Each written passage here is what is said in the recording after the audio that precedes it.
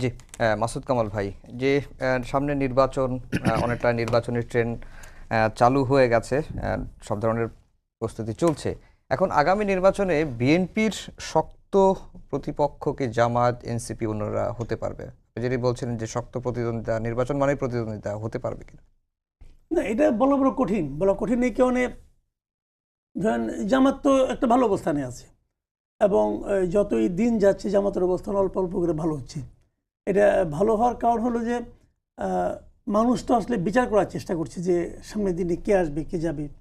তবে বিএনপি অনেক বড় দল, তো অনেক বড় দল, এবং আপনি এখন তো যে জিনিসটা হবে প্রায়ই দেখবেন আপনি এই ভোটের ইকুয়েশনটা হতে থাকবে।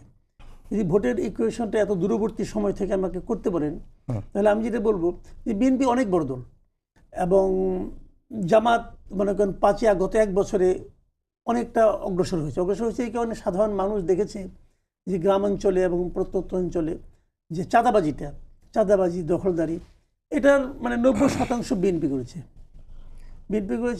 কিছু জায়গায় এনসিপি লোকজন করেছে। জামাতের নাম খুব কম আসছে, জামাতও কিছু আছে কিন্তু সেটা কম।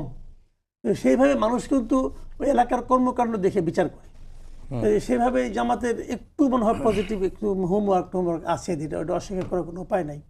কিন্তু এটা করে তারা বিএনপির যে বিশাল গ্যাপ যেটা ছিল সেই গ্যাপটাকে ওভারকাম করতে পারবে কিনা, এটা নিয়ে আমার সন্দেহ আছে প্রচুর।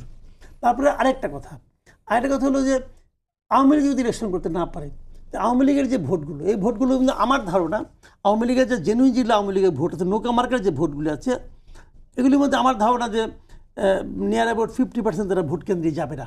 এটা আমার ধারণা। যে 50% যাবে অথবা যদি 40%ও যায়, যারা যাবে তারা কোথায় ভোট দিবে? তারা আর যাই হোক এনসিপি এবং জামাতকে দিবে না। এটা হলো আমার ধারণা। আমার ধারণা কিন্তু ভুল হতে পারে, আমি আবারও বলছি। আমি তো আর দেখে আসি নাই, আমি তো প্রত্যেকের মনের মধ্যে ঢুকি নাই যে ভাই তুমি কি করবা, কিন্তু বলতে পারবো না। তারা এনসিপি আর জামাতকে তারা ভোটটা দিবে না।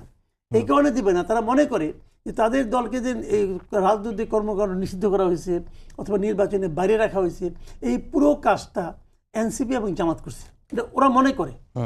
সেই বিবেচনায় বাকি থাকলো বিএনপি অথবা বাম দল যেগুলো আছে, যদি খুচরা অবস্থা কিছু থাকে তারা হয়তো ওদিকে কিছু যাবে, কিন্তু ম্যাক্সিমাম ভোটই ওখানে বিএনপির সঙ্গে আসবে। যদি বিএনপির কাছে যায় তখন কিন্তু যে গ্যাপটা জামাত এর মধ্যে মানে কমিয়েছিল তার চেয়ে অনেক বেশি ভোট কিন্তু বিএনপি পেয়ে যাবে। কাজে আমার কাছে মনে হয়েছে আগামী নির্বাচনে জামাত অনেক ভালো করবে, কিন্তু অনেক ভালো করলেও বিএনপির সঙ্গে ভোটের লড়াইয়ে হয়তো নাও পারতে পারে। আবার এটা সময় কিন্তু আসলে 6 মাস। এই 6 মাসে আরও অনেক কিছু চেঞ্জ হতে পারে, আরও অনেক নতুন নতুন ইকুয়েশন বেরোতে পারে। আমি জানি না কি হবে 6 মাস।